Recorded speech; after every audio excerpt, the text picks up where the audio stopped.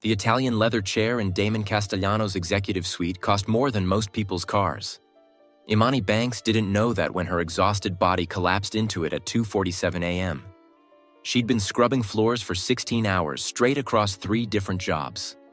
Her knees ached. Her hands were raw from bleach. Her eyes burned with an exhaustion she couldn't fight anymore. Just 5 minutes, she told herself as her eyelids drooped. Nobody comes to the office this late anyway. She was wrong. At 3:15 a.m., Damon Castellano's private elevator opened with a soft chime that Imani didn't hear.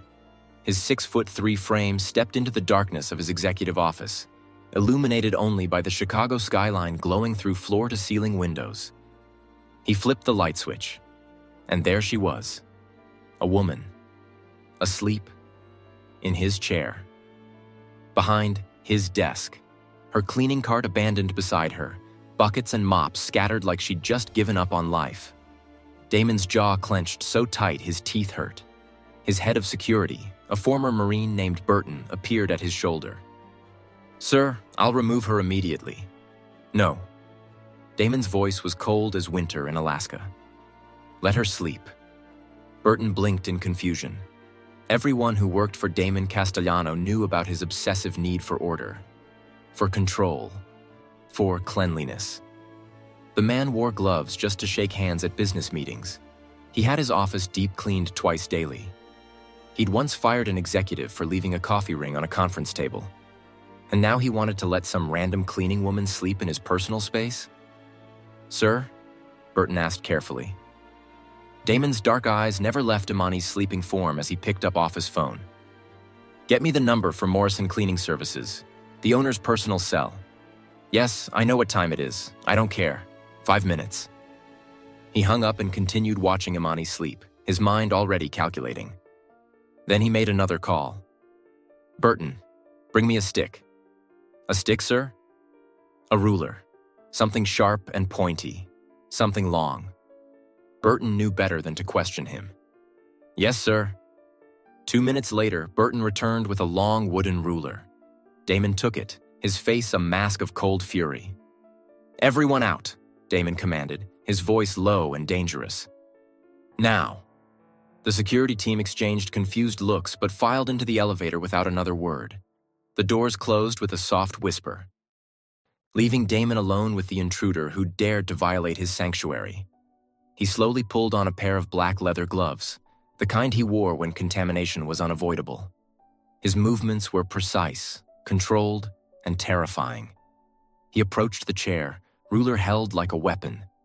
Imani slept on, completely unaware that the most powerful man in Chicago was standing over her, preparing to wake her in a way she would never forget. What is Damon about to do with that stick? And how did a cleaning lady end up asleep in the office of a billionaire who controls everything and everyone around him? This story will take you on a journey you won't forget.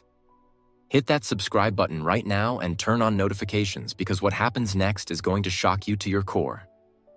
Now let's go back to where this whole nightmare began. 3 days earlier. The smell of disinfectant burned Imani's nose as she sat beside Mama Loretta's hospital bed, the rhythmic beeping of the heart monitor the only sound in the sterile room. Mama Loretta was unconscious, had been for 2 days now, her body too weak to fight the cancer that was eating it from the inside out. A doctor in blue scrubs entered quietly. "Miss Banks?" Imani stood up. "Yes? How is she?" Dr. Smith's expression was kind but serious. "Her condition is deteriorating. The experimental treatment is working, but slowly. We need to perform the surgery to remove the primary tumor now, or we risk losing the window of opportunity we've created." "When? How soon?" "Within the week, but..." Dr. Smith hesitated. "There's the issue of the outstanding balance.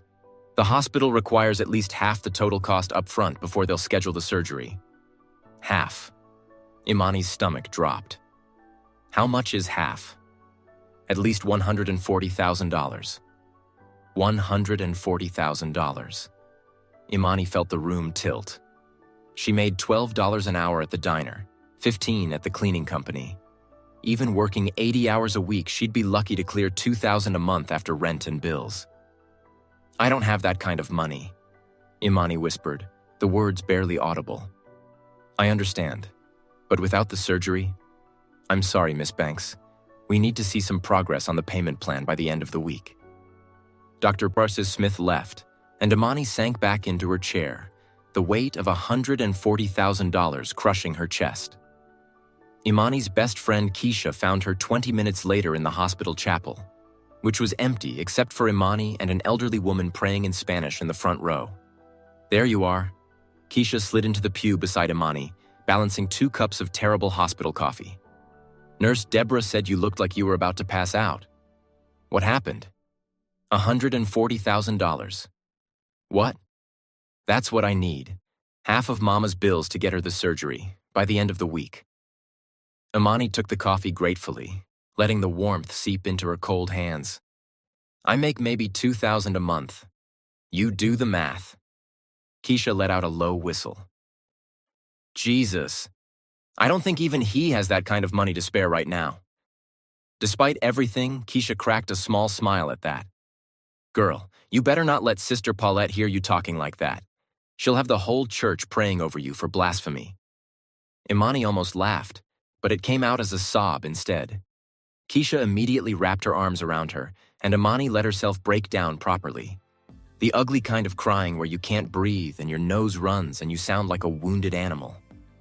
I can't lose her, Keisha, Imani gasped between sobs. She's all I got. If Mama dies, your mama's not gonna die, Keisha said firmly. Loretta Banks is the strongest woman I know. She survived growing up in the rough parts of the city. She survived raising you by herself after your daddy left.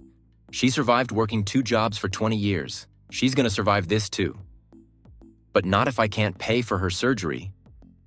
Then we figure out how to pay for it. Keisha pulled back and looked Imani dead in the eye. How many jobs you working right now? 3. Morning shift at the diner, afternoon cleaning offices downtown, overnight cleaning at the airport. That's not enough. You need more. Imani let out a bitter laugh. More? Keisha, I already sleep like 4 hours a day. When exactly am I supposed to fit in another job? I don't know, but you're gonna have to figure it out. Keisha wasn't being cruel. She was being real, which was what Imani needed. Look, my cousin Shanice works for this fancy cleaning company that services all the high-rise buildings in the Loop, Morrison Services or something. They pay better than what you're making now, and they're always hiring because the work is hard and most people quit. How much better? $25 an hour plus overtime. And girl, there's always overtime. These rich folks want their offices cleaned at weird hours, so you end up working double shifts all the time. Imani's mind was already calculating. $25 an hour, overtime rates, if she could get 40 hours a week there plus keep the diner job. Can you text me Shanice's number? Already doing it. Keisha pulled out her phone. But Imani, I'm serious about what I said. You need to take care of yourself too. Promise that you'll at least eat 1 real meal a day and take your vitamins. Deal? Deal. They shook on it like they were 10 years old again, making pinky promises about sharing snacks and keeping secrets. Back when the biggest problem in Imani's life was whether she'd get new shoes before school started. Now she was staring down a $140,000 debt and her mother's potential death sentence.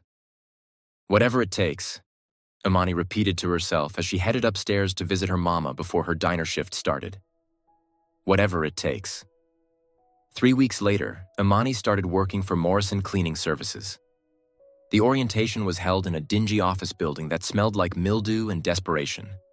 Imani sat in a folding chair between a woman who kept coughing without covering her mouth and a teenage boy who couldn't have been more than 16, probably lying about his age to get work. At the front of the room, a heavy-set man in his 50s with sweat stains under his arms gestured at a PowerPoint presentation that looked like it was made in 1997. Morrison Services provides premium cleaning for Chicago's elite business community, he droned. Our clients expect excellence. They expect discretion. They expect invisibility. The coughing woman raised her hand. What's that mean? Invisibility? It means you do your job without being noticed. You clean after hours. You don't touch anything personal. You don't snoop. You don't steal. You don't exist to them except as the reason their office is spotless when they arrive in the morning. Understand? Everyone nodded. Good. Now let's talk about our most important client. Mr. Morrison clicked to the next slide, and a massive skyscraper appeared on the screen. The Castellano Building. 68 floors of office space, luxury condos, and retail. We service the entire building, but floors 60 through 68 are special. Why? Someone asked. Because that's where he works. Mr. Morrison's voice took on an almost reverent tone. Damon Castellano, CEO of Castellano Enterprises, one of the richest men in America. He owns this building and about 50 others across the country. Imani leaned forward, studying the building on the screen. She'd seen it before. Everyone in Chicago had. It was impossible to miss, a gleaming tower of steel and glass that dominated the skyline like a middle finger to poverty. Mr. Castellano is particular. Mr. Morrison continued carefully. He has very specific requirements for how his personal floors are maintained. Everything must be perfect. And I mean perfect. You miss a spot, you're fired. You move something on his desk, you're fired. You're late, you're fired. You breathe wrong, you're probably fired. Nervous laughter rippled through the room. Mr. Morrison didn't laugh. I'm not joking. In the past year, I've lost 14 employees to Mr. Castellano's standards. He calls me personally to report infractions. So if you're assigned to the Castellano floors, you better be ready to work harder than you've ever worked in your life. Questions? Imani raised her hand. How much does the Castellano assignment pay? Mr. Morrison smiled for the first time. $30 an hour, plus overtime, plus a completion bonus if you last 6 months without being fired. The room went silent. $30 an hour was life-changing money for people like them. How do we get that assignment? Imani asked. You don't get it. You survive long enough for me to trust you, and then maybe, I'll put you on the Castellano rotation. Mr. Morrison's smile faded. But let me be clear. That job will eat you alive. Damon Castellano is a perfectionist with OCD and control issues that would make a military general look relaxed. He will make your life hell. He will find every flaw. He will... I'll take it, Imani interrupted. Everyone turned to stare at her. Mr. Morrison raised an eyebrow. Excuse me?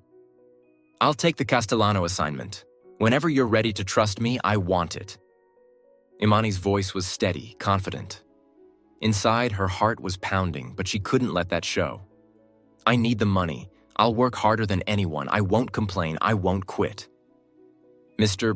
Morrison studied her for a long moment. You got family problems? Medical bills? Debt? Imani nodded. Everyone who volunteers for Castellano duty has something desperate driving them, Mr. Morrison said quietly. It's the only reason anyone's willing to put up with him. All right, Miss. Banks, Imani Banks. Miss Banks, you start on the regular rotation tomorrow. Night shift, floors 10 through 20. You do good work. Don't give me problems. Show up on time every day for 2 weeks. Then we'll talk about Castellano. Thank you, sir.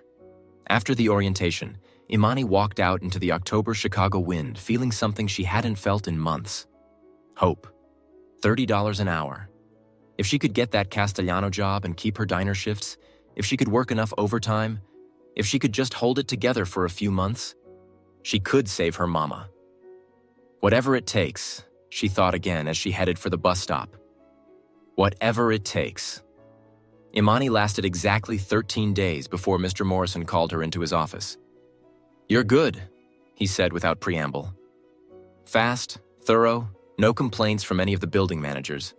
Shanice was right about you. Imani stood in front of his desk, still in her cleaning uniform, smelling like industrial cleaner and exhaustion. Thank you, sir. Don't thank me yet. Mr. Morrison leaned back in his chair, which creaked under his weight. I'm short-staffed on the Castellano floors. 3 people quit last week. One of them actually cried when she turned in her resignation. Said she'd rather be unemployed than deal with his insanity for one more day. I won't quit, Imani said. You don't know that. Yes, I do. Imani met his eyes directly. My mama has stage 4 cancer. Her surgery costs more money than I'll make in 3 years. I need this job, Mr. Morrison. I won't quit. I won't mess up. I'll do whatever it takes. Mr. Morrison sighed heavily. You're gonna regret those words. But all right. Starting tonight, you're on Castellano duty. Floors 60 through 68. You work from midnight to 8 a.m. The floors have to be pristine before the first employees arrive at 7:30. What about my diner job? That's your problem to figure out. Castellano is overnight. You want the money, you make it work. Imani did quick math in her head. Diner shift ended at 11 p.m. If she took the express bus, she could make it to the Castellano building by midnight. Work until 8 a.m., sleep until 2 p.m. Back to the diner by 3 p.m., 4 hours of sleep. She'd survived on less during exam weeks at community college before she'd had to drop out. I can make it work, Imani said. Then congratulations, Miss Banks. Mr. Morrison slid a thick binder across his desk. This is the Castellano manual. It contains every single requirement for cleaning his floors. Read it, memorize it, live it. Your first shift is tonight at midnight. Don't be late. At 11:47 p.m., Imani stood in front of the Castellano building, neck craned back, trying to see the top. It was even more intimidating up close. The glass panels reflected the city lights like a mirror, making the whole structure seem to glow with contained power. The lobby visible through the windows was all marble and modern art, and the kind of wealth Imani had only ever seen in movies. She took a deep breath, squared her shoulders, and walked through the revolving door. "Cleaning crew?" the security guard at the desk asked without looking up. "Yes, sir. Imani Banks. First night on Castellano floors."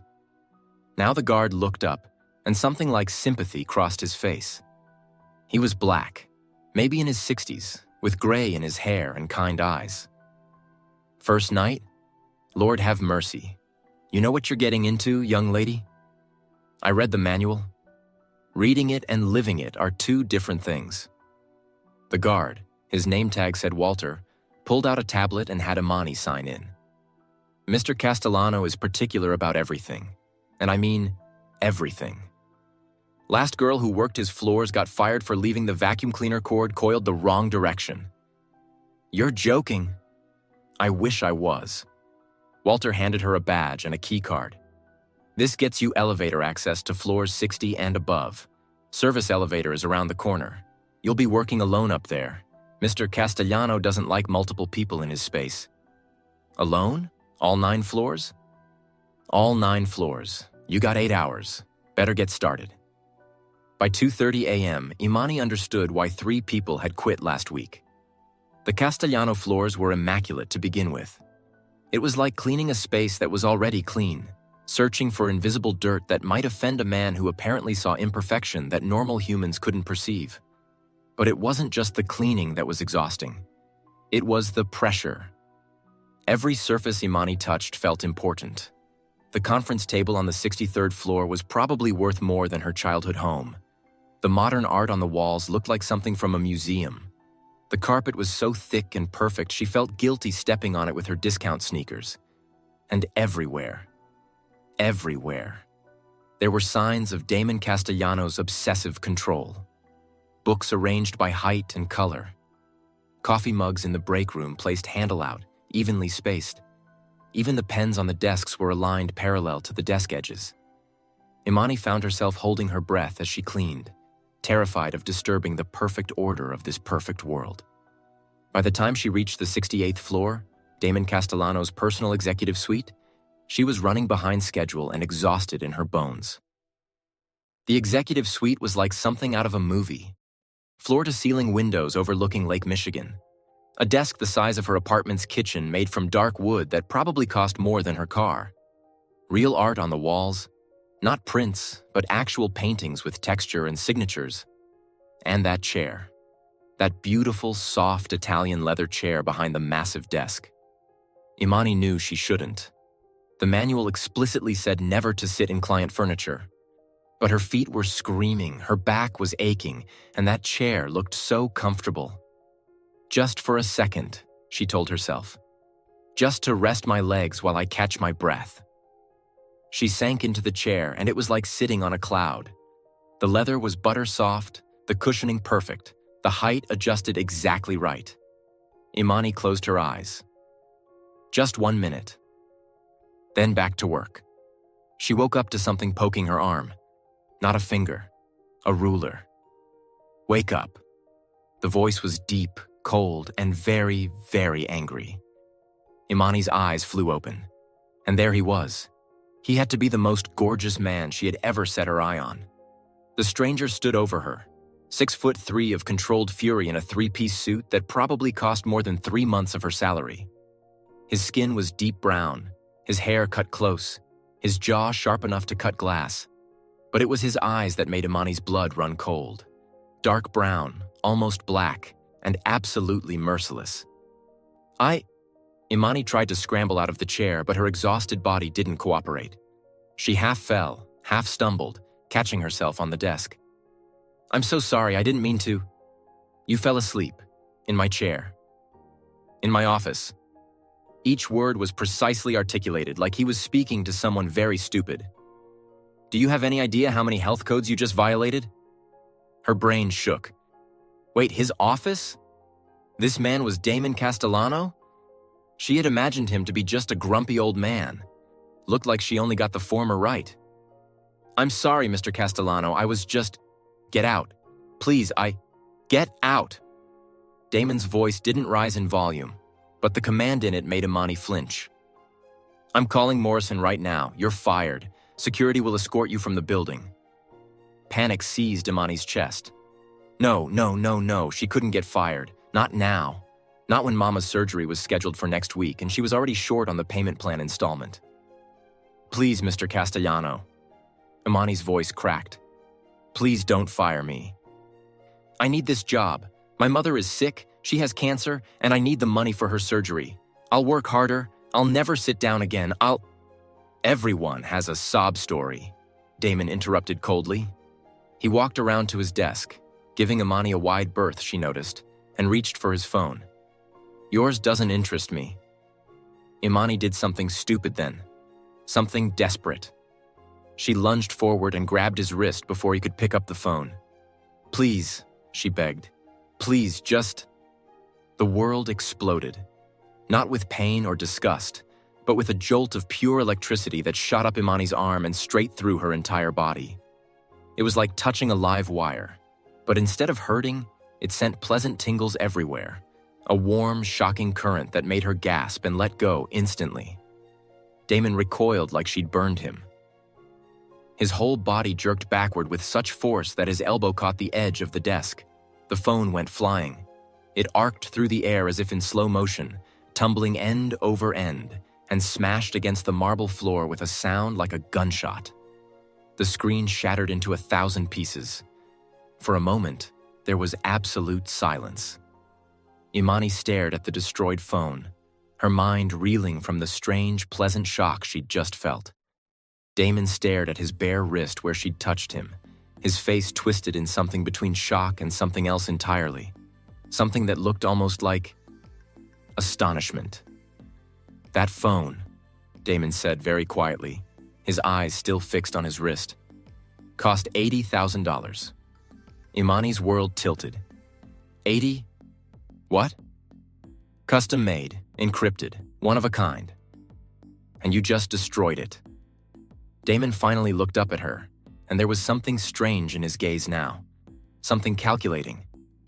"You're going to pay for it. Every penny. I don't have $80,000. You will work it off." Damon's voice was cold, but his eyes kept flicking back to his wrist. "Starting tonight?" "Work it off how?" Imani asked, her mind still spinning from that strange, electric sensation. "I have a chef, 2 housekeepers, and 2 maintenance staff who handle everything in my home," Damon said, his voice businesslike but his eyes still distant. "I'm going to give them all extended vacation. You're going to replace them." Imani's mouth fell open. "One person can't do the work of 5 people. Then you'll work very hard." Damon pulled out another phone. Apparently he had backups, and started typing. "You'll arrive at my penthouse every morning at 6 a.m. You'll cook, clean, run errands, and handle every aspect of my household until 6 p.m. 12 hours a day, 6 days a week. That's—" "No," Imani interrupted, her pride finally kicking in. "No, I'm not going to be your servant. I'd rather go to jail." She turned and ran out of the office, not waiting to be escorted. She didn't look back. She just ran, her heart pounding, her mind reeling from that electric touch and the crazy offer and the sheer arrogance of this man who thought he could buy her life. She ran all the way to the service elevator and didn't stop until she was out of the building and on the street, hailing a cab to the hospital. Imani burst into Cook County Hospital at 4:12 a.m., her chest heaving, her mind a mess. She ran to Mama Loretta's room and found a team of doctors and nurses surrounding the bed. Her heart stopped. What's happening? What's wrong? Dr. Smith turned, his face grim. Miss Banks, your mother's condition has worsened. She's gone into cardiac arrest. We've revived her, but she's critical. We need to perform emergency surgery now if she has any chance of survival. Then do it, Imani cried. We can't, Dr. Smith said gently. Not without the payment. The hospital requires at least half the total cost before we can proceed with a procedure this risky. That's $140,000, Miss Banks. We need it now. Just as he said it, two large men in dark suits appeared behind her. Burton, Damon's head of security, and another guard. Miss Banks, Burton said, his voice cold. Mr. Castellano requires your presence. Immediately. No, Imani cried, gesturing to her mother's room. I'm not going anywhere. My mother is dying. She'll die anyway if you don't come with us, the other guard said, grabbing her arm. Just then, Burton's phone rang. He answered it. Sir? Imani could hear Damon's voice, faint but clear, on the other end. Is that the doctor? Put him on speaker. Burton tapped the screen. Dr. Smith's voice filled the small space. I'm sorry, without the funds, there's nothing more we can do. We can't... Pay it. Damon's voice cut through the speaker, sharp and commanding. All of it, the full balance. Transfer the funds now. I want her in surgery within the hour. Burton looked at Imani, his expression unreadable. Sir, are you sure? The total is... I know what the total is. Do it. Burton hung up and made a call. Jenkins, transfer $300,000 to Cook County Hospital. Patient Loretta Banks. Mark it as payment in full, now. Dr. Smith stared, his mouth open. Who is this? Someone who believes in paying his debts. Damon's voice came through the phone again, directed at Imani this time. And collecting what he's owed. You refused my offer, Miss Banks. So now the terms have changed. Your mother's medical bills are paid, in full, but you now owe me $380,000. At $30 an hour, working for me 12 hours a day, 6 days a week, that will take you approximately 2 years to pay off. Imani felt the blood drain from her face. You can't. I already did. Damon's voice was cold, final. You start at my penthouse tomorrow morning. 6 a.m. sharp. Don't be late. The line went dead. Dr. Smith stared at Imani. I don't understand what's going on here. But the funds have just cleared. Your mother is being prepped for surgery now. She has a chance. Imani looked through the window into the operating room where they were wheeling her mother away. A chance.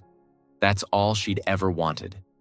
And the price was 2 years of her life. If you think Damon just played Imani like a fiddle and she's trapped for good, comment, she's stuck. If you think there's more Damon's obsession to get her to work for him, comment, it's not about the phone.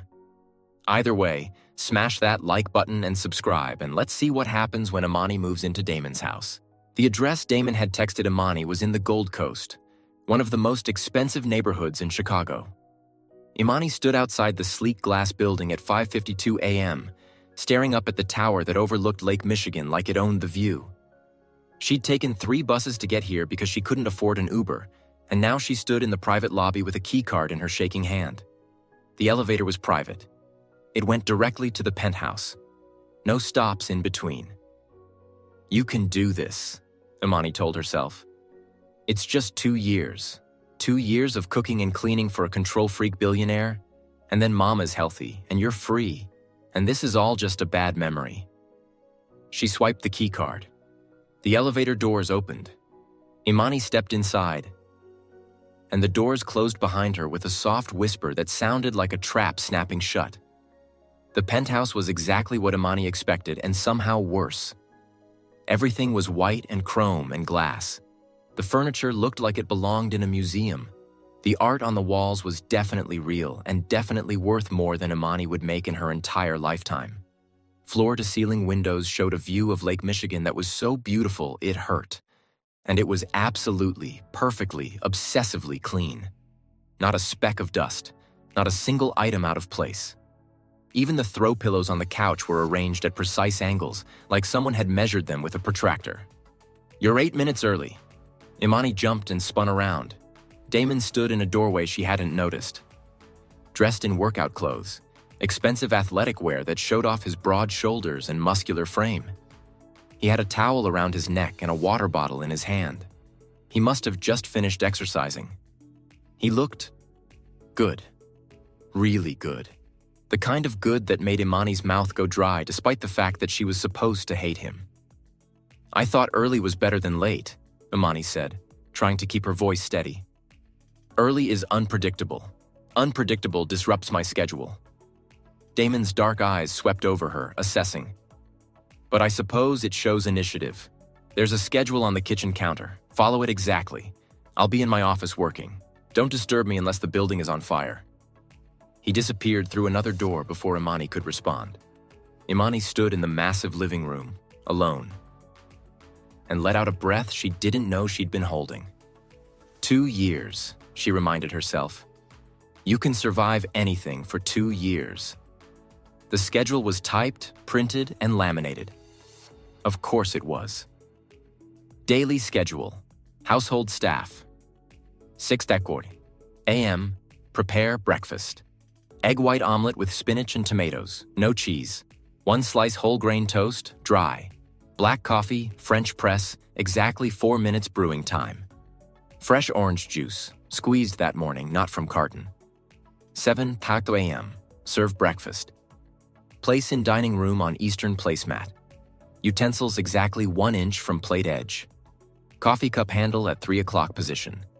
7:30 a.m. Clean kitchen. Wash all dishes immediately. Wipe counters with antibacterial solution. Mop floor. The list went on for pages. Every minute of Imani's 12-hour day was accounted for. Scheduled, controlled, just like everything else in Damon Castellano's life. Imani found the kitchen, which was bigger than her entire apartment, and got to work. The omelet was a disaster. Not burn down the kitchen disaster like some people might manage, but definitely not the perfect fluffy creation the schedule seemed to demand. The eggs were a little rubbery, the vegetables weren't distributed evenly, and when Imani tried to flip it, the whole thing broke apart into scrambled egg chunks. "Damn it," Imani muttered, staring at the mess in the pan. She scooped it onto a plate anyway, arranged it as nicely as she could, and added the toast and coffee and orange juice, which had taken her 20 minutes to squeeze by hand because, of course, Damon didn't have an electric juicer. He had some fancy manual press that required actual effort. At exactly 7:00 a.m., Imani carried the tray to the dining room. Damon was already seated, reading something on his tablet, wearing a fresh suit that probably cost more than Imani's car. He didn't look up when she entered. Imani set the plate down on the placemat, eastern side, just like the schedule said. She positioned the utensils exactly 1 inch from the edge. She turned the coffee cup so the handle was at 3 o'clock. Damon glanced at the food. His expression didn't change, but Imani saw his jaw tighten slightly. "This omelet is scrambled," he said quietly. "I know, I'm not a chef. I did my best." "Your best resulted in scrambled eggs when I requested an omelet." "Then maybe you should lower your expectations," Imani shot back before she could stop herself. Damon's eyes flicked up to meet hers, and for a moment, Imani thought she'd just made a terrible mistake. This man owned her for the next 2 years. He could make her life hell if he wanted to. But instead of anger, something that looked almost like amusement flickered in his dark eyes. "Lower my expectations," he repeated slowly, like he was testing out a foreign concept. No one has ever suggested that before. Maybe they should have. Damon picked up his fork and took a bite of the scrambled omelet thing. He chewed slowly, thoughtfully, then swallowed. "It's adequate," he said finally. "Tomorrow, watch a video on how to make a proper omelet. YouTube has thousands of tutorials. Pick one and learn." "Yes, sir," Imani said, her voice dripping with sarcasm. "And Miss Banks?" Damon's voice stopped her as she turned to leave. "I don't require you to call me sir. Damon is fine."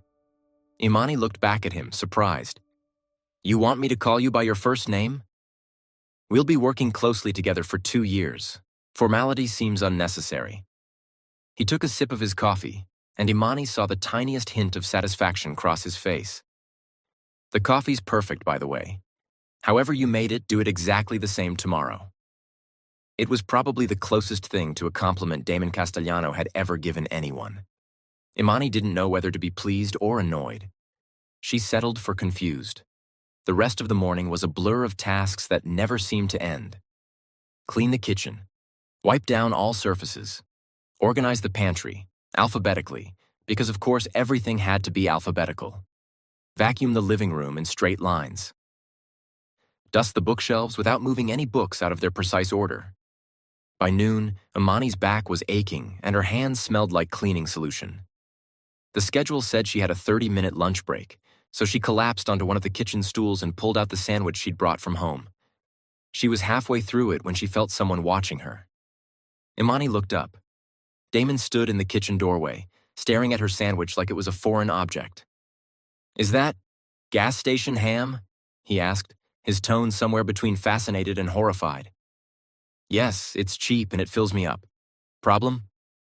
I have a refrigerator full of organic, free-range, artisanal ingredients, and you're eating gas station ham. Your fancy ingredients are for your meals, not mine. You work for me. You eat what's in my kitchen." Damon walked to the refrigerator and started pulling things out. "There's smoked salmon, prosciutto, fresh mozzarella, arugula. I'm fine with my sandwich." "You're not fine. You're eating processed meat that's probably 50% sodium and 50% chemicals." Damon was already assembling something on a plate. Fresh bread, fancy cheese, vegetables that looked like they cost more per pound than Imani made per hour. He slid the plate across the counter to her. "Eat that instead." Imani stared at the beautiful gourmet sandwich, then at Damon, then back at the sandwich. "Why do you care what I eat?" "Because if you get sick from food poisoning, you can't work. And if you can't work, my household falls apart." Damon's voice was logical, practical, completely emotionless. "It's in my best interest to keep you healthy." But as he turned to leave, Imani saw something in his expression that didn't match his cold words. Something that looked almost like concern? No, impossible. Damon Castellano didn't care about people. He cared about control and order and getting what he wanted. And what he wanted was a healthy servant who could make a proper omelet. That was all. By 2 p.m., Imani was cleaning Damon's bedroom, and that's when things got weird. The bedroom was exactly what she expected. Enormous bed with white linens tucked with military precision, nightstands with perfectly aligned lamps and books, closet full of suits organized by color. It was squeaky clean, and Imani felt like she was wasting her time cleaning a room that definitely didn't need cleaning. Imani was pretending to dust the already shiny nightstand when she heard footsteps behind her. She turned and found Damon standing in the doorway, watching her with an intensity that made her skin prickle. "Do you need something?" Imani asked. "No, just checking on your progress." "I'm dusting. Not exactly complicated." Nevertheless, Damon stepped into the room, moving closer. Imani went back to dusting, very aware of him standing just a few feet away, watching her every move. She reached for the lamp on the far side of the nightstand, stretching across the surface. And that's when Damon moved. He stepped forward quickly, his hand reaching out like he was going to touch her shoulder. But at the last second, he pulled back, his fingers just inches from her shirt. Imani spun around. "What are you doing?" "Nothing." "I thought you were going to knock over the lamp." Damon's voice was smooth, but Imani saw something flash in his eyes. Disappointment? Frustration? "I wasn't going to knock it over." "Of course, my mistake." Damon turned and walked out, leaving Imani standing there, confused and a little creeped out. What was that about? It happened again at 4 p.m. Imani was in the living room, organizing the bookshelf, when she felt Damon's presence behind her. She glanced over her shoulder and caught him reaching toward her, his hand extended like he was about to tap her on the back. But the moment she turned, he dropped his hand and stepped back. "Yes?" Imani asked, her voice suspicious now. "I was just going to tell you that you're organizing those books incorrectly. They're in alphabetical order by author, just like the schedule says." "Yes, but within each author, they should be organized by publication date, oldest to newest. That wasn't in the schedule? It's implied." "How is that implied?" "By the fact that organization follows a logical hierarchy." Damon's voice was getting tighter, more controlled. "Author, then chronology. It's obvious." "It's not obvious, it's obsessive." They stared at each other for a long moment. Then Damon said quietly, "Reorganize them, please," and walked away. Imani stood there, watching him disappear into his office, and something clicked in her mind. He wasn't actually upset about the books. He'd wanted an excuse to get close to her. But why? If you're as confused as Imani, drop a comment right now saying what on earth is he doing? Like and hit subscribe because the answer is coming and it's going to blow your mind. That night, after Imani's shift ended at 6 p.m., she went straight to the hospital to visit Mama Loretta. The surgery had been successful. Mama was still unconscious, still on a ventilator, but Dr. Smith said her vitals were stable and the tumor removal had gone better than expected. "She's a fighter," Dr. Smith told Imani with a tired smile. "The next 72 hours are critical, but I'm optimistic." Imani sat beside her mother's bed and held her hand, the one without all the IV lines, and tried not to cry. "I got a job, Mama," Imani whispered. "It's weird, and the boss is intense, and I'm pretty sure he's secretly crazy, but it pays well. Well enough to cover all your medical bills. You're gonna get better, and then we're gonna go home. And everything's gonna be okay." Mama's chest rose and fell with mechanical precision. Imani stayed until visiting hours ended, then took 3 buses back to her tiny apartment and collapsed into bed. Tomorrow, she had to wake up at 4:30 a.m. to make it to Damon's penthouse by 6. This was her life now, for the next 2 years. 1 week later. "You're humming." Imani looked up from where she was folding laundry. Damon's shirts, perfectly pressed and folded according to a diagram he'd given her. "What?" "You've been humming for the past 3 days. Same song every time." Damon stood in the doorway of the laundry room, coffee cup in hand, watching her with an expression she couldn't quite read. "What is it?" Imani felt her face heat up. She hadn't realized she'd been humming out loud. "Just an old gospel song my mama used to sing when I was little." "Your mother is recovering well, I assume?"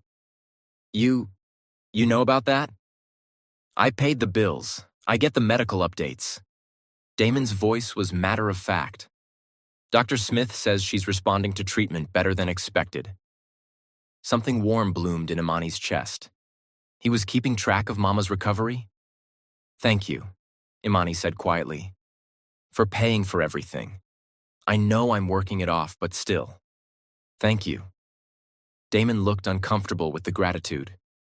It was a business transaction, nothing more. But as he turned to leave, Imani caught him flexing his right hand, the wrist she'd grabbed that night in his office, like he was remembering something. The weird, almost touching thing kept happening. Every day, multiple times a day, Imani would catch Damon nearby, his hand reaching toward her like he was going to tap her shoulder or brush her arm or make some kind of contact. But he always pulled back at the last second. Always found some excuse for why he was close. "You missed a spot on the counter. That book is crooked. Your hair was about to catch on the stove flame." The excuses were getting more ridiculous, and Imani was getting more confused. Finally, on day 9, she confronted him. "Why do you keep doing that?" Damon was in the kitchen, pretending to inspect the cleanliness of the refrigerator shelves while Imani made his afternoon smoothie. He'd been hovering for 10 minutes, clearly working up the nerve to something. "Doing what?" Damon asked, not looking at her. "Getting close to me, reaching for me." Then pulling away. Imani set down the blender and crossed her arms. "If you have a problem with my work, just say it. Stop dancing around whatever this is." I don't have a problem with your work. Then what's going on? Damon was quiet for a long moment. Then he said, when you touched my wrist, that night in my office, did you feel anything? The question caught Imani completely off guard. Feel anything? You mean besides panic that I just destroyed an $80,000 phone? Yes, besides that. Damon finally looked at her, and his dark eyes were intense, searching. When your skin touched mine, did you feel anything unusual? Imani thought back to that moment. The electric shock. The warm tingles that had spread through her whole body. She'd assumed it was just adrenaline, fear, exhaustion. I'm not sure what you mean, Imani said carefully, heat rising to her face. Damon studied her face for another moment, then seemed to come to some decision. He held out his hand. Touch me again. What? Your hand, on my wrist, like you did before. Damon's voice was calm, clinical, like he was proposing a science experiment. I want to test something. Test what? Just do it, please. Imani stared at his outstretched hand. This was insane. Her boss was asking her to touch him, the same boss who wore gloves to shake hands with other people, who sanitized everything constantly, who couldn't handle contamination. You have OCD, Imani said slowly. You don't let people touch you. I know. So why? Because I need to know if it happens again. Damon's voice was tight now, frustrated. Just touch me, Imani. Please. The use of her first name made something flutter in Imani's chest. Slowly, carefully, she reached out and placed her hand on his wrist. The effect was immediate. Electricity shot through both of them. That same warm, pleasant shock that made Imani gasp and Damon's eyes go wide. But this time, Damon didn't pull away. He stood perfectly still, staring at Imani's hand on his skin, his breathing coming faster. You feel it, Damon whispered. Don't you? Yes, Imani breathed. I feel it. They stood like that for several seconds, Imani's hand on Damon's wrist, electricity crackling between them, neither one willing to break the connection. Finally, Imani pulled her hand back, her heart pounding. What is that? She asked. Why does that happen? I don't know. Damon was staring at his wrist like it held the secrets of the universe. With everyone else, when they touch me, I feel contaminated, disgusted, like I need to scrub my skin raw. But with you... With me, what? Damon looked up at her, and the vulnerability in his eyes made Imani's breath catch. With you, I feel alive. That night, Imani couldn't sleep. She kept replaying the moment in the kitchen. The way Damon had looked at her. The electricity between them. With you, I feel alive. What did that mean? And why did Imani's traitorous heart keep skipping beats when she thought about it? This man owned her for 2 years. He'd trapped her in a debt she couldn't escape. He was controlling and obsessive and impossible to please. She shouldn't feel anything for him except resentment. But when he'd looked at her with those vulnerable eyes, Imani rolled over and groaned into her pillow. Don't be stupid, she told herself. He's your boss, your captor, basically. Whatever this electricity thing is, it doesn't mean anything. But even as she thought it, Imani knew she was lying to herself. 2 weeks later. The day everything changed started normally enough. Imani arrived at the penthouse at 6 a.m., made breakfast, a perfect omelet this time. She'd watched 17 YouTube videos, and started her cleaning routine. At 2 p.m., the building manager called to inform Damon that the quarterly inspection was scheduled for that afternoon. Damon's face went pale when he got the call. Today? He said into the phone, his voice tight. You're certain it has to be today? Imani watched from the kitchen where she was preparing his afternoon snack. She'd never seen Damon rattled before. His control was always perfect, his composure always intact. But right now, he looked genuinely panicked. Fine, 2:30. Yes, I understand. Damon hung up and immediately started pacing, his hands flexing and unflexing at his sides. Is everything okay? Imani asked carefully. Building inspection. They check all the penthouse units quarterly for safety violations, maintenance issues. Damon's pacing got faster. They're coming in 2 hours. Okay, and that's a problem because? Because the bedroom isn't clean. Imani blinked. I cleaned the bedroom this morning. It's spotless. You don't understand. Damon ran his hand over his hair, messing it up in a way Imani had never seen. I had an episode last night, a bad one. The bedroom it's not presentable. An episode? My PTSD. I have nightmares sometimes. When they're bad, Damon trailed off, his jaw clenching. Just go look. Imani walked to the bedroom and opened the door, and stopped dead. The room looked like a tornado had hit it. The bed was destroyed, blankets twisted and half on the floor, pillows scattered, sheets pulled loose from the corners. Books had been knocked off the nightstand. There was a broken glass on the floor. Even the curtains were half torn from their rods. This wasn't just a messy room. This was evidence of someone having a complete breakdown. Oh my God, Imani whispered. Damon appeared behind her, and she could hear the shame in his voice. I told you it was bad. What happened? I had a nightmare about something from the past. Damon's voice was flat, emotionless, the way people sound when they're talking about trauma they've had to relive 1,000 times. When I woke up, I was disoriented. I couldn't remember where I was. I thought I was back in the burning house and I was trying to get out and… He gestured helplessly at the destruction. Imani turned to look at him, and for the first time since she'd met him, Damon Castellano looked small, vulnerable, human. How long do we have before the inspectors get here? Imani asked. 1 hour and 45 minutes. Then we better get started. They worked together in intense silence.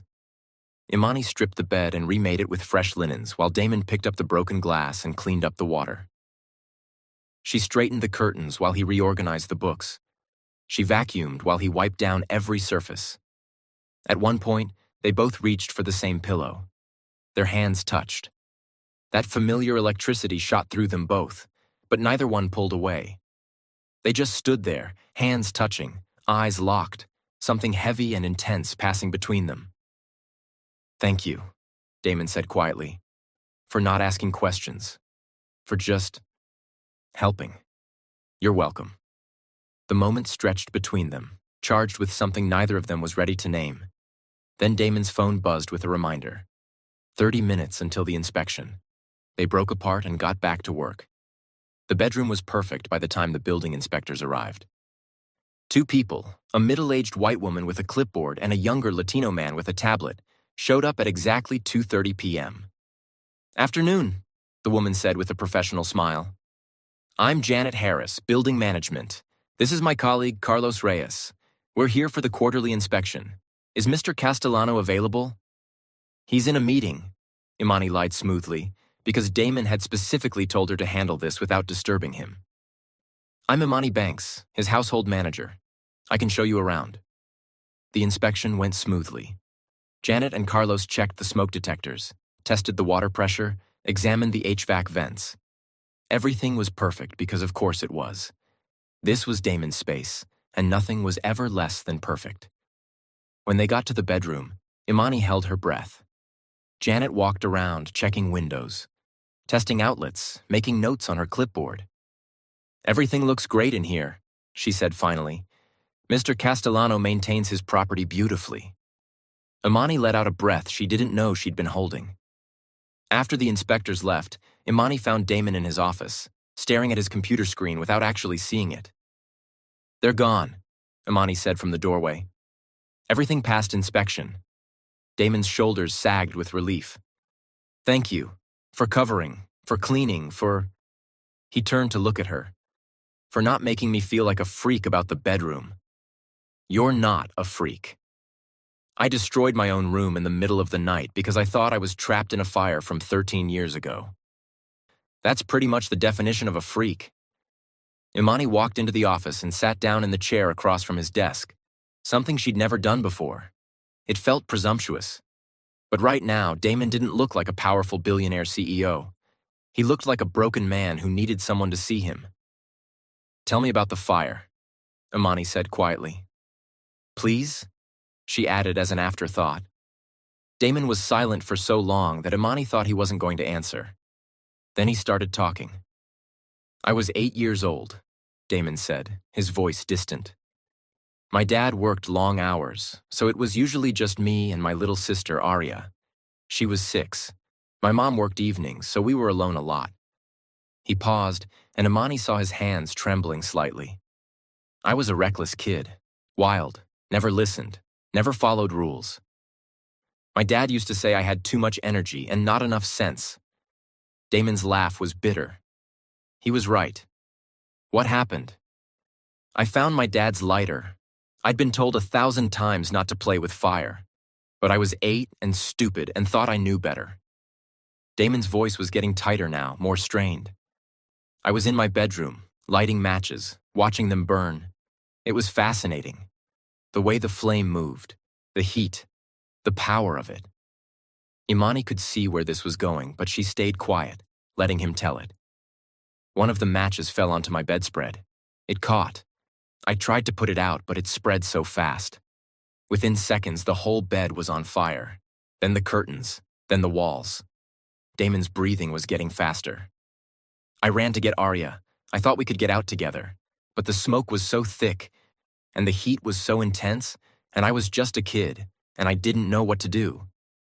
Damon, my dad came home early. He heard us screaming. He ran into the house and got us out." Damon's voice broke. "But then he went back for our pet. It was a kitten that we had just acquired a month. It was so precious to Arya and I." Imani felt tears burning in her eyes. "The house started collapsing while he was inside. We heard him screaming. We heard—" Damon stopped, unable to continue for a moment. When he spoke again, his voice was barely a whisper. "Arya ran back toward the house. She was trying to save him. I tried to grab her, but I was too slow. The front wall collapsed on her. Oh my God. My dad died in the fire. Arya died 3 hours later in the hospital. My mom—" Damon's hands were shaking badly now. "My mom had a complete mental breakdown. She couldn't look at me, couldn't stand to be in the same room with me. I'd killed her husband and her daughter, destroyed her entire world. It was an accident. You were a child.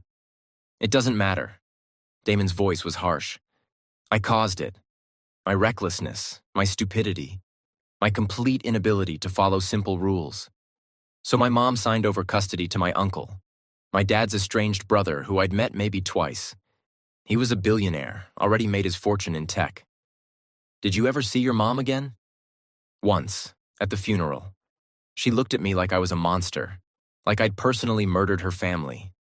I've never forgotten that look." Damon's eyes were distant, reliving that moment. "My uncle raised me, gave me everything money could buy, sent me to the best schools. Left me his entire fortune when he died 5 years ago. But he never let me forget what I'd done, what I'd destroyed." Imani's heart was breaking for this man who'd been carrying this guilt for almost 25 years. "Is that why you have OCD?" Imani asked gently. "The need for control?" "The psychiatrists say it's a trauma response. I lost control once and it destroyed everything. Now I can't tolerate even the smallest chaos. Everything has to be perfect, ordered, clean, safe." Damon's laugh was hollow. "The OCD is my punishment, my prison, and I deserve it." "That's not true." "It is true. I killed 2 people, Imani, because I couldn't follow one simple rule." Damon finally looked at her, and his eyes were full of self-loathing. "So, yes, I deserve to live like this, in a sterile cage of my own making. It's the least I can do." Imani stood up and walked around the desk. Damon watched her warily, like he wasn't sure what she was going to do. She held out her hand. "What are you doing?" Damon asked. "Give me your hand." "Imani, just do it." Slowly, Damon placed his hand in hers. The thrilling sensation was there, just like always, but this time Imani didn't let it distract her. She squeezed his hand gently and said, "You were 8 years old, a child. What happened was a tragic accident. But it wasn't your fault. You didn't murder anyone. You didn't destroy anything on purpose. You were just a kid who made a mistake. You don't understand. I understand that you've been punishing yourself for 24 years for something that wasn't your fault. I understand that your mom was grieving and in pain and she shouldn't have looked at you that way. I understand that your uncle should have gotten you therapy instead of just throwing money at you. Imani's voice was firm. And I understand that living in this perfect prison isn't honoring your father and sister. It's just slowly killing you. Damon's eyes were bright with unshed tears. I can't let go of the control. If I do, you won't burn down the world. You'll just start living in it again. They stood like that for a long moment, hands clasped, something profound passing between them. Then Damon pulled his hand away gently and said, "Thank you for listening. You're welcome." Imani turned to leave, but Damon's voice stopped her. "Imani, tomorrow is Sunday, your day off. Would you?" He hesitated, like he wasn't sure how to finish the sentence. "Would you mind if I came with you to visit your mother?" Imani turned back, surprised. "You want to come to the hospital?" "I know I have issues with hospitals, germs, contamination, all of that. But I'd like to meet the woman who raised someone like you. If that's okay." Something warm bloomed in Imani's chest. "Yeah," she said softly. "That would be okay. If you think Damon and Imani are falling for each other and you need to see what happens next, comment 'fall in love already.' Hit that like button if your heart is aching for these two broken people finding each other, and keep watching because this episode is going to take you on an emotional roller coaster that ends in the most beautiful way possible. Sunday morning arrived cool and clear. The kind of Chicago autumn day that made the city look almost magical. Imani stood outside Cook County Hospital at 9 a.m., checking her phone for the third time. Damon had texted 20 minutes ago. "On my way. Traffic is heavy." She still couldn't quite believe he was actually coming. Damon Castellano, germaphobe billionaire with a hospital phobia, voluntarily going into the place he found most disgusting. For her, a sleek black car pulled up to the curb, and Damon emerged from the back seat. Imani's breath caught. He looked good. Really good. He'd dressed down, or what counted as dressed down for him, in dark jeans, a gray Henley that showed off his muscular frame, and a leather jacket that probably cost more than Imani's entire wardrobe. But it was his face that made Imani's heart skip. He looked nervous, vulnerable, human. "Hey," Damon said, stopping a few feet away from her. "Hey yourself." Imani noticed he was carrying a small bag. "What's that?" "Supplies." Damon opened the bag to reveal hand sanitizer, disinfectant wipes, disposable gloves, and a small spray bottle of something that probably killed every germ known to mankind. "I'm going into a hospital. I need to be prepared." Imani wanted to make fun of him, but the fact that he was doing this at all, facing one of his biggest fears just to meet her mother, made her throat tight. "You don't have to do this, you know," Imani said softly. "I know how hard this is for you. I want to do this." Damon met her eyes. "I want to meet the woman who raised someone strong enough to stand up to me." Something warm bloomed in Imani's chest. She's still pretty out of it from the medication. She might not even wake up. "That's okay. I just want to be there. With you." The words hung between them, heavy with meaning neither of them was ready to examine too closely. "Okay," Imani said finally. "But if you need to leave at any point, just say the word. I'll be fine." He wasn't fine. Damon made it exactly 17 steps into the hospital before his breathing got shallow. "You okay?" Imani asked, watching him eye the hand sanitizer dispenser on the wall like it might attack him. "Fine," Damon said tightly. He pulled out his own sanitizer and used it liberally, then snapped on a pair of disposable gloves. "Just fine." They got on the elevator with 3 other people. Damon immediately pressed himself into the corner, trying to minimize contact with any of them. His jaw was clenched so tight Imani could see the muscle jumping. When a nurse with a clipboard accidentally brushed against his arm, Damon flinched so hard he nearly hit the wall. "Sorry," the nurse said cheerfully, not noticing his distress. Damon didn't respond. He just stood there, rigid. Imani reached out and touched his hand, the small patch of skin between his glove and his jacket sleeve. Damon's eyes met hers, and she saw the panic receding slightly. "You're doing great," Imani whispered. "I'm having a panic attack in an elevator. But you're still here. That's what counts." Damon's fingers curled slightly, almost like he wanted to hold her hand properly, but the elevator dinged and the doors opened. They made it to Mama Loretta's room without Damon bolting, which Imani counted as a victory. Mama Loretta was awake. For the first time since the surgery, her eyes were open and alert, and when she saw Imani, her face lit up with a smile that made Imani's heart soar. "Baby girl," Mama said, her voice hoarse from the breathing tube they'd removed yesterday. "Come here." Imani rushed to her mother's bedside and carefully hugged her, trying not to disturb any of the IV lines. "Mama, you're awake. How do you feel?" "Like I got hit by a truck, but I'm alive." Mama's eyes shifted to Damon, who was standing awkwardly by the door, clearly trying to touch as few surfaces as possible. "And who's this handsome man you brought with you?" Imani felt her face heat. "Mama, this is Damon, my boss." "Your boss." Mama's eyes sharpened despite her weakened state. "The one who paid my medical bills?" "Yes, ma'am," Damon said, stepping forward carefully. He didn't extend his hand, couldn't with his glove phobia, but he nodded respectfully. "It's an honor to meet you, Mrs. Banks. Your daughter speaks very highly of you."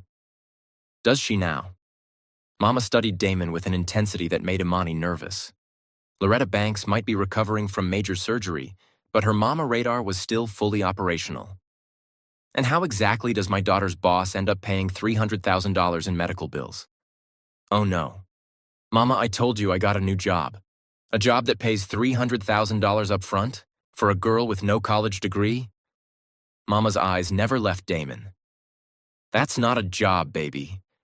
That's something else entirely." Damon, to his credit, didn't flinch. "Your daughter is working off the debt. She's serving as my household manager for the next 2 years at an hourly rate that will cover the medical expenses." 2 years of servitude for my medical bills." Mama's voice was flat. "So you bought my daughter." "I didn't buy." "You trapped her in a contract she couldn't refuse because the alternative was letting me die." Mama's voice was getting stronger now, fueled by righteous anger. "That's not generosity, Mr. Castellano. That's coercion." The room fell silent. Imani had never heard anyone speak to Damon like that. Most people were too intimidated by his wealth and power. But Loretta Banks had spent 20 years raising a daughter on her own while working 2 jobs and fighting poverty. A billionaire with control issues didn't scare her. "You're right," Damon said quietly. Imani's head whipped around to stare at him. "What?" "Your mother is right. I did coerce you. I used your desperation against you to get what I wanted." Damon's voice was steady, but his eyes were pained. "At the time, I told myself it was just business, a transaction. But the truth is more complicated than that." "What truth?" Mama asked sharply. Damon looked at Imani, and something vulnerable passed across his face. "The truth is that your daughter is the only person who's ever touched me without making me feel contaminated. The truth is that I trapped her in this arrangement because I'm selfish and broken, and I wanted to figure out why she affects me the way she does." Damon turned back to Mama Loretta. "The truth is, I'm falling for your daughter, and I don't know how to handle that without trying to control it." Imani forgot how to breathe. Did Damon just say he was falling for her? Mama Loretta stared at Damon for a long moment. Then she said, "Sit down, Mr. Castellano. Let's talk." Damon sat in the chair beside Mama's bed, looking more nervous than Imani had ever seen him. "You got OCD?" Mama asked bluntly. "Yes, ma'am." "Trauma?" "Yes." "You in therapy?" "No." Mama's expression said everything about what she thought of that answer. "Why not?" "Because I don't deserve to get better. I caused a fire when I was 8 years old that killed my father and my little sister. My OCD is my punishment for that." Mama was quiet for a moment. Then she said, "That's the dumbest thing I've ever heard." Damon blinked. Excuse me? You heard me. Dumbest thing ever. Mama shifted in her bed, wincing slightly. You were a child. Children make mistakes. Tragic, awful mistakes sometimes, but mistakes nonetheless. Punishing yourself for the rest of your life doesn't honor the people you lost.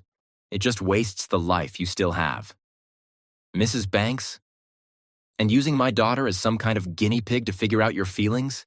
That's selfish and it's wrong. Mama's eyes were fierce now. But I can see you know that. I can see you feel guilty about it. So here's what's going to happen. Everyone waited.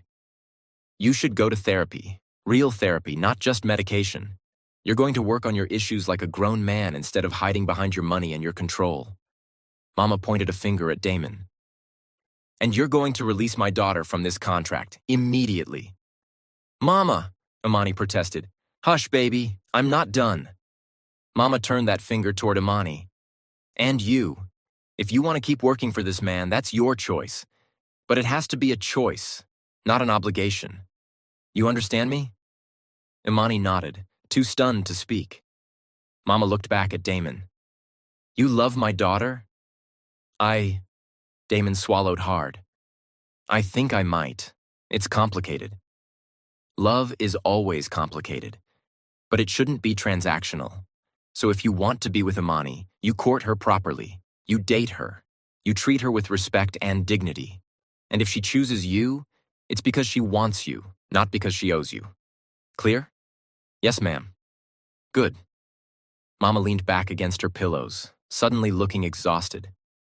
When you're done, then I can thank you properly for saving my life without feeling like my daughter enslaved herself for it. Imani and Damon stood in the hospital parking lot, neither one knowing what to say. Finally, Damon broke the silence. Your mother is terrifying. Despite everything, Imani laughed. Yeah, she's something else. She's also right, about everything. Damon turned to face Imani fully. I'm releasing you from the contract. Effective immediately. The debt is forgiven. You're free. Imani's heart dropped. What? No, Damon, the money... The money doesn't matter. It never mattered. Damon's voice was intense. What matters is that I trapped you in a situation you never chose. And that was wrong, so I'm making it right. But I don't want... Let me finish. Damon took a breath. I'm releasing you from the contract. But I'm also asking if you'd consider staying, not as my employee, as something else. Something else? I don't know what to call it yet, but I know that when you're around, my apartment feels like a home instead of a sterile cage. I know that when you touch me, I feel alive for the first time in 24 years. I know that you make me want to be better, to get help, to actually live instead of just existing. Imani's eyes were burning with tears she refused to let fall. Damon, you don't have to answer now. Take time. Think about it. But Imani, I need you to know that if you walk away right now, I'll understand. And I'll still make sure your mother gets the best care for the rest of her life. No strings, no debt. Just because you deserve it. This man, this broken, complicated, impossible man was offering her freedom. And all Imani wanted to do was choose him anyway. I need to think, Imani said finally. This is a lot. I know. Take all the time you need. Damon called his driver to take Imani home, and as the car pulled away, Imani looked back to see him standing in the parking lot, looking more alone than she'd ever seen him. 3 days later, Imani hadn't gone back to the penthouse. For 3 days, she stayed away, thinking, processing, trying to figure out what she wanted. Damon had been true to his word. He'd sent her a formal release from the contract, signed and notarized. Her debt was forgiven. She was free. And Mama's medical bills continued to be paid, even though Imani no longer worked for Damon. On the 3rd day, Keisha came over with pizza and wine. Okay, talk to me, Keisha said, flopping onto Imani's ratty couch. You've been radio silent for 3 days. What's going on? Imani told her everything. The contract release, Damon's confession, Mama's intervention. When she finished, Keisha was quiet for a long moment. Then she said, "Do you love him?" "I don't know. Maybe. It's complicated." "It's always complicated with you." Keisha took a bite of pizza. "But here's the real question. Do you want to find out if you love him? Because that's different from knowing for sure." Did Imani want to find out? She thought about Damon's vulnerable eyes when he talked about the fire, the way he'd faced his hospital phobia just to meet her mother, the electricity that sparked between them every time they touched, the way he'd set her free even though it cost him everything. "Yeah," Imani said softly. "I think I do." "Then what are you waiting for? Go get your man." Imani showed up at Damon's penthouse at 6 p.m. on a Thursday, her heart pounding. She used the key card he'd never asked her to return and rode the elevator up. The penthouse was dark when she arrived. No lights, no sound. "Damon?" Imani called out. No answer. She walked through the living room and noticed something that made her stop dead. There were dishes in the sink, a coffee mug on the counter, a jacket thrown over a chair instead of hung in the closet. Damon's perfect order was falling apart. He hadn't called his house staff back yet. She found him in his bedroom, sitting on the floor with his back against the bed, staring at nothing. The room was a mess. Not as bad as after his nightmare, but definitely not the pristine space Imani was used to seeing. "Damon?" He looked up, and the surprise on his face was almost comical. "Imani, what are you doing here?" "I came to give you my answer." Damon stood up slowly, his expression carefully neutral. "And? But first I need to know something." Imani stepped closer. "That first night, in your office, did you really feel something when we touched? Or was that just a line to trap me?" "I felt it." Damon's voice was raw, honest.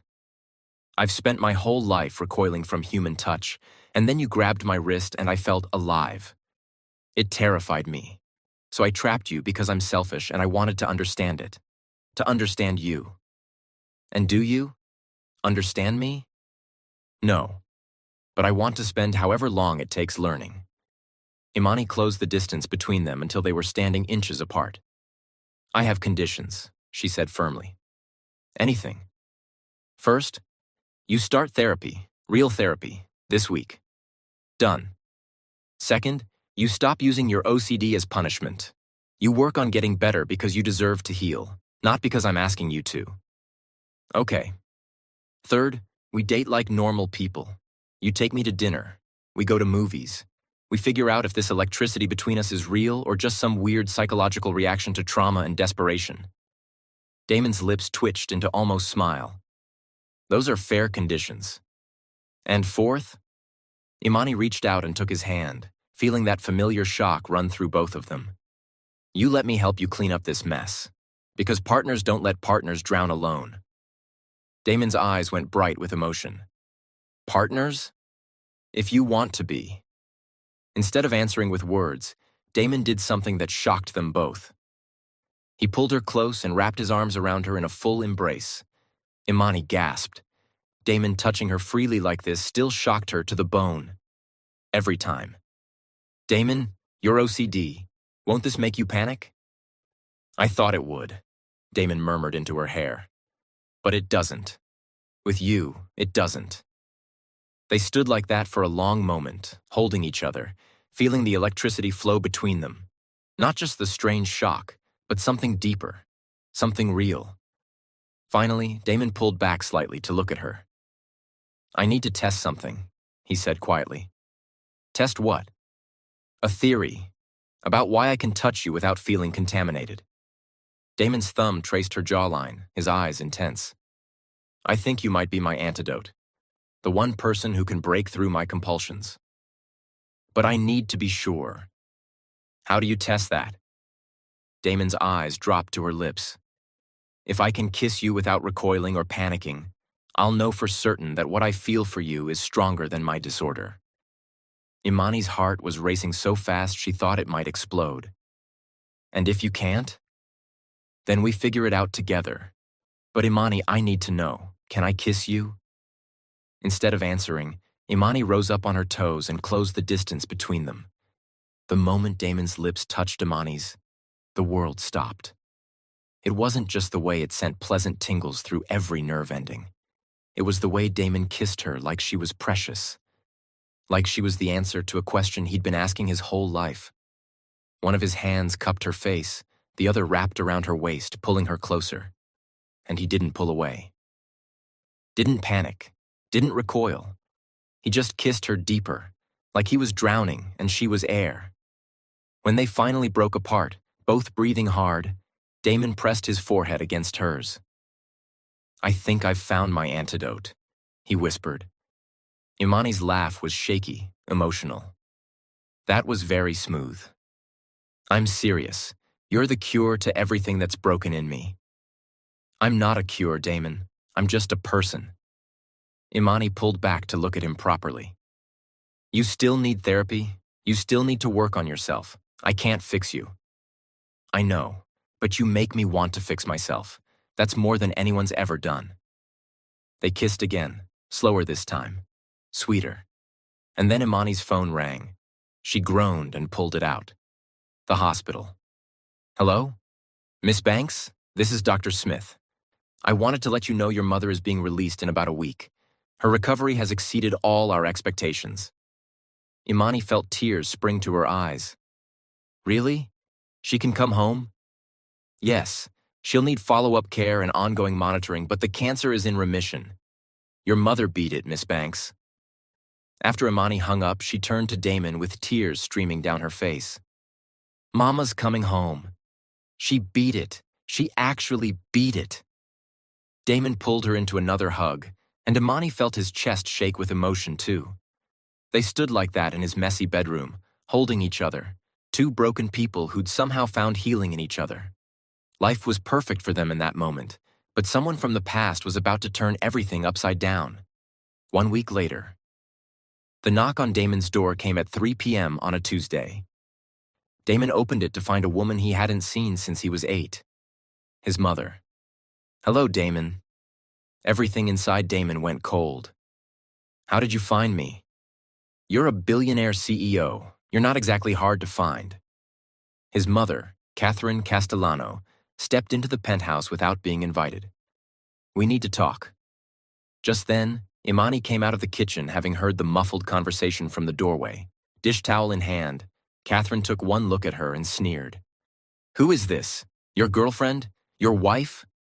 She asked it with so much spite directed at Imani, she took a step back from the force of it. "Why do you care?" Damon shot back, noticing Imani's unease. "You stopped caring about my life several years ago, remember? You don't deserve happiness, Damon. Not after what you did to this family." Imani stood frozen in the kitchen doorway, a dish towel still in her hands, watching this stranger tear into her boss with a viciousness that made the air feel toxic. "Mom, please." Damon's voice was strained, his usual confidence completely gone. "Don't call me that." The woman, Damon's mother, snapped. "You lost the right to call me that years ago when you ended my husband and daughter." Imani's breath caught. This was Damon's mother? The woman who'd abandoned him after the fire? "I didn't murder them. It was an accident. An accident you caused. An accident that destroyed everything." Damon's mother stepped closer, her finger jabbing at his chest. "And then you abandoned me. Left me in that facility to rot while you went off to live in luxury with your uncle's money. You didn't even visit, not once. You told the doctors you didn't want to see me." Damon's voice was rising now, desperate. "You said looking at me made you sick. So you just gave up? Just walked away from your own mother?" "I was 8 years old." The words hung in the air like a bomb. Damon's mother's face twisted with something between grief and fury. "And now I hear you're playing house with some girl? Planning to be happy? Planning to just forget what you did and move on with your life?" She turned and looked directly at Imani. "Is that her? Is that the girl you think can save you? You heartless son of a—" "Stop!" Imani said firmly, stepping between Damon and his mother. "Just stop." Catherine turned her fury on Imani. "This doesn't concern you, girl." "Yes, it does, because I love him." And I'm not going to stand here and let you abuse him for something that happened when he was a child. You don't understand what he took from me. I understand grief. I understand loss. My mama almost died from cancer. I spent months watching her waste away, knowing I might lose the only parent I have. Imani's voice was steady, strong. And you know what I never did? I never blamed her for getting sick. I never told her she didn't deserve to live, because that's not love, that's cruelty. Catherine's mouth opened, but no sound came out. Damon was 8 years old, Imani continued. A child. And instead of helping him heal from the trauma of watching his father and sister die, you abandoned him. You told him he was a murderer. You looked at him with hatred and disgust, and then you walked away. He took my family from me. A fire took your family. An accident took your family. Imani's voice rose. Damon lost his father too, and his sister. And then he lost his mother because you were too consumed by grief to see that you still had a son who needed you. You were hurting from the loss. He was also hurting from the loss as well, the guilt of feeling responsible. I can't imagine your pain as a mother and wife experiencing all that in one day. I understand to some extent hating him for it, but completely cutting him out of your life? Can you imagine? Tears filled Imani's eyes despite her desperate attempts to fight it back. Can you imagine an 8-year-old boy who just lost his dad and sister thrown out by the only parent he had left? The only person he could turn to for comfort? Catherine was crying now, silent tears running down her face. I spent 20 years in facilities, she whispered. Mental hospitals, treatment centers. Do you know what that does to a person? Again, I can't imagine. I won't lie and say I understand. But Damon spent the same years punishing himself for it. Together, you could have helped each other heal. Apart, things just got worse. Mother and son stared at each other across the penthouse. Two people destroyed by the same tragedy, separated by guilt and grief and time. I wanted to come see you, Damon said quietly. After the fire, I tried to visit you in the hospital, but they said you didn't want to see me. I couldn't look at you without seeing your father's face, your sister's smile. Everything I'd lost. So you lost me too. Catherine's face crumpled. I know I failed you. I was drowning in grief and I let you drown with me. And I'm sorry, I'm so sorry. It was the apology Damon had needed for years. He stood frozen, not knowing how to respond. Imani gently pushed him forward. Talk to her. Really talk. Both of you. She slid away back to the kitchen. 3 hours later, Imani found Damon and Catherine sitting on the couch, a photo album open between them. They were looking at pictures from before the fire. A family of 4, smiling, happy, whole. That's Arya, Catherine said, pointing to a little girl with pigtails. She was so much like you, reckless and wild and full of life. I don't remember her laugh, Damon admitted quietly. I've tried, but I can't remember what her laugh sounded like. It sounded like bells, high and clear and joyful. Catherine's voice was thick with tears. She would have loved seeing the man you became. They kept talking, sharing memories, beginning the long process of rebuilding what the fire had destroyed. Imani slipped away to give them privacy. 2 days later, Damon stood in Imani's tiny apartment, looking completely out of place among the thrift store furniture and peeling paint. Your mother is being released from the hospital today, he said. I know. I'm picking her up in an hour. Where will she stay? Here? Imani looked around at her cramped studio apartment, barely big enough for one person, let alone two. We'll make it work. What if I have a better idea? Damon, I own a building downtown, luxury apartments. There's a 2-bedroom unit on the 5th floor with a view of the river. Damon pulled out a key. It's yours, for as long as you need it, no rent. I can't accept that. It's not charity. It's me making sure the woman I love and the mother of the woman I love have a safe, comfortable place to recover and heal. Damon pressed the key into her hand. Please, let me do this. Imani looked at the key, then at Damon's face. So open, so vulnerable, so full of hope. "Okay," she whispered. "Thank you." Damon took both her hands in his. "It's the least I can do for you, Imani. Whatever you want, whatever you need, don't forget to always let me know." Imani rose up and kissed him, putting everything she felt into it: gratitude, love, hope, joy. When they broke apart, Damon was smiling that rare, genuine smile that transformed his whole face. "I started therapy, by the way," he said. "Yesterday, first session. How was it?" "Terrible, uncomfortable. I hated every second." Damon's smile widened. "I'm going back next week." "I'm proud of you. My therapist wants to meet you eventually. She says you're a significant factor in my progress." "Your progress?" "Apparently having someone who makes you want to heal is a powerful motivator." Damon pulled her close again. "You make me want to heal, Imani. You make me want to be better. Not perfect, just better." "Good, because I don't want perfect. I want real." They stood in Imani's cramped apartment, holding each other, and for the first time in either of their lives, they both felt like they'd found home. 1 year after Imani fell asleep in Damon's office, they returned to the Castellano building together. The executive suite on the 68th floor looked exactly the same. Pristine, perfect, controlled. Except now, there was a photo on Damon's desk. Him and Imani, laughing at something off camera, his arms around her waist, her head thrown back in joy. Real, imperfect, beautiful.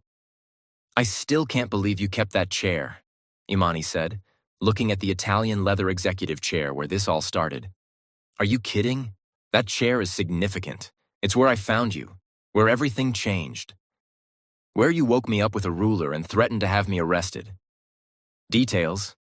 Damon grinned and pulled her down into the chair with him. "Make a wish." "A wish?" "You fell asleep in this chair a year ago, desperate and exhausted. Now you're here by choice, happy and healthy." "That seems like a good reason to make a wish."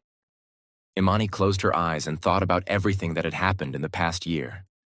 Mama's recovery, the debt forgiven, Damon's therapy, Catherine's return, the messy, complicated, beautiful relationship they'd built. She opened her eyes and looked at the man who'd trapped her and then set her free. "I wish for more of this," Imani said simply. "More growth, more healing, more love, more of us figuring out life together." "That's a good wish," Damon murmured, kissing her softly. "I'll help you make it come true." And he did. Love isn't about perfection or control. It's about choosing to grow together even when it's messy and hard. It's about finding someone who makes you want to heal, not because they fix you, but because they make you believe you're worth fixing.